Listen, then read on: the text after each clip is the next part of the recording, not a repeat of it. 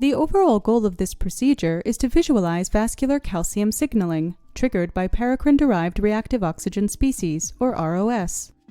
This is accomplished by first visualizing ROS using oxidation-sensitive dyes in active macrophages. ROS can also be visualized in endothelial cells using plasmid-based fluorescent sensors.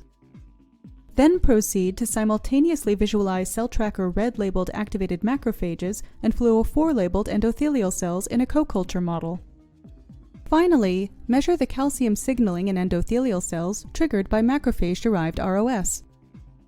By using a confocal imaging system, these results can demonstrate ROS levels independently, as well as simultaneously assess intracellular calcium mobilization triggered by paracrine-derived ROS.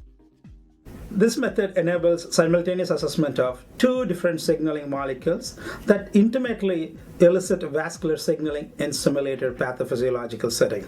Two postdocs in my laboratory, Karthik and Rajesh, will demonstrate the procedure on ROS and calcium measurements and macrophage endothelial cell interactions.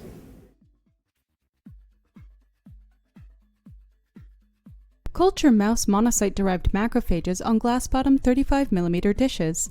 Then challenge the cells with toll-like receptor agonists and incubate for 6 hours at 37 degrees Celsius.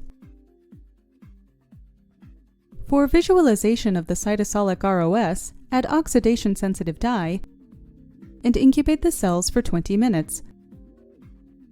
Now visualize the cells on a temperature-controlled stage of a confocal imaging system. Alternatively, to visualize mitochondrial ROS in TLR-activated cells, add the mitochondrial superoxide indicator and incubate the cells.